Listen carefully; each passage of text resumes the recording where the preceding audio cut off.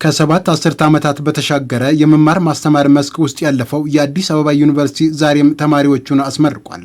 በዚህ የምረቃ መርሃ ግብር ላይ መልእክት ያስተላለፉት የትምህርት ሚኒስትሩ ፕሮፌሰር ብርሃኑ ነጋ የትውልድ በእውቀት ተቀርጾ ወደ ስራ ዓለም መቀላቀል ካልቻለ እንደ ሀገር ያለው መዘዝ የከፋ መሆኑን አስገንዝበዋል።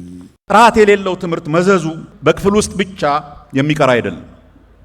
ዛሬ በዓይናችን የምናየው እጅግ አደገኛ የታሪክ ጠባሳ የማህበረሰብ መከፋፈልና የተቋማት መዳከም ዋነኛው መነሻ ነው ተብሎ መውሰድ እንችላለን። አንድን ትውልድ በእውቀትና በስነ ምግባር ሳይቀርጹ ማውጣት ለሀገር የሚተርፍ መዋቅራዊ ቀውስ እንደማዘጋጀት ይቆጠራል። በዚህ መነሻም የተሻለ ውጤት ካስመዘገቡ ሀገራት ተሞክሮ በመቅሰም ወደ ስራ ተገብቷል ያሉት ሚኒስትሩ በብቃት ላይ የተመሰረተ የሀገር በቀል እውቀትና በግብረ ገብ መሪ የተቃኘ የትምህርት ስርዓት እንደተዘጋጀም አንስተዋል።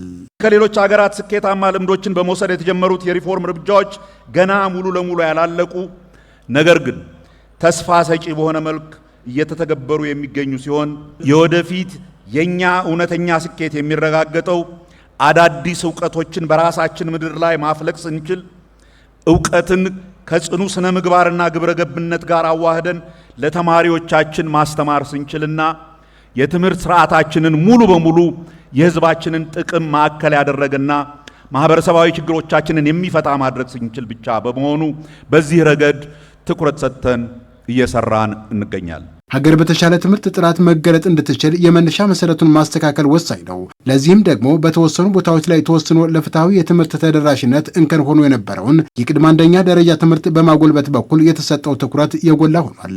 በዚህም በሺዎች የሚቆጠሩ አዳዲስ የቅድመ አንደኛ ደረጃ ትምህርት ቤቶች ተገንብተው ከ4 ሚሊዮን በላይ ህጻናት እድሉን እንዲያገኙ ማድረግ ተችሏል። ይህንን መዋቅራዊ እኩልነት ለመስበር በተሰራው ሰፊ ሀገራዊ ስራ ከ34,000 በላይ አዳዲስ የቅድመ አንደኛ ደረጃ ትምህርት ቤቶች ተገንብተው ከ4 ሚሊዮን በላይ ህፃናት እኩልና ነፃ የትምህርት ዕድል እንዲያገኙ እየተደረገ ሲሆን በተጨማሪም ምንም አይነት የቅድመ አንደኛ ደረጃ ትምህርት በሌላቸው ወረዳዎች ላይ 1452 ተጨማሪ ትምህርት ቤቶችን ይህ ዓመት ከማለቁ በፊት ለመገንባት ታቅዶ ስራው በተለያዩ አካባቢዎች በከፍተኛ ፍጥነት በመካሄድ ላይ ይገኛል። ከዚህ ባለፈ በእውቀትና ስነ ምግባር የጎለበተ ትውልድ እንደ ሀገር በማፍራት ችግሩን ከስሩ ለመንቀል በተሰጠው የዘርፉ ትኩረት ልክ ፍሬው እንዲታይ የተሻለ ውጤት ያላቸውና በውጤታቸው የተመዘኑ ተማሪዎች ከክልሎች ተውጣጥተው የሚማሩበት የአዳሪ ትምህርት ቤቶችም ማስፋት ሌላው መሆኑ ተነስቷል። የሀገራችን የወደፊት መሪዎች የሚሆኑ ብቃትና ክህሎት ያላቸው ችግር ፈቺዎችና የፈጠራ ባለቤት የሆኑ ወጣቶችን በልዩ ሁኔታ ለማፍራት እንዲቻል ከሁሉም ክልሎችና ከተማ አስተዳደሮች በውጤታቸው የተመረጡ ከፍተኛ ብቃት ያላቸው ተማሪዎች የሚማሩበት የፌዴራል ልዩ አዳሪ ትምህርት ቤቶች በተለያዩ የሀገሪቱ ክፍሎች እየተገነቡ ይገኛሉ። የአዲስ አበባ ዩኒቨርሲቲ ፕሬዝዳንት ዶክተር ሳሙኤል ክፍሌ በበኩላቸው ዩኒቨርሲቲው ባለፉት 7 አስርት ዓመታት ከ300,000 በላይ ምሩቃንን ማፍራቱን አንስተው የዛሬ ተመራቂዎችም ዕውቀትን በጥበብ በመምራት ለሀገርና ለዓለምም የመፍትሄ አካል እንዲሆኑ አሳስበዋል። በእናንተ ያመኑ ወላጆች፣ ሀገርና ማህበረሰብ፣ መንግስትና ተቋማት አሉ።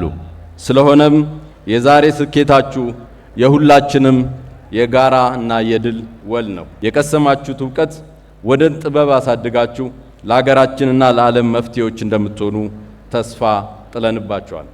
ስለሆነም እያንዳንዱን ፈተና እንደ ድል ይዞ አዲስ ድል ይዞ ይመጣል የሚለውን የጠቢብ ምክር ይዛችሁ ድግሪያችሁን ከሰርቲፊኬት ዕውቅና በላይ መሆኑን ተገንዝባችሁ እንድትኖሩ አደራ እንላለን። የአዲስ አበባ ዩኒቨርሲቲ ዛሬ ያከናወነው የምረቃ መርሃ ግብር የራስ ገዝ የመሆን ሂደቱን ባጠናቀቀበት ወቅት መሆኑ የተነሳ ሲሆን በቀጣይም ለሀገር አገልጋይ ምሁራንን በማፍራት ድርሻውን እንደሚያከናውን ፕሬዚዳንቱ አመላክተዋል።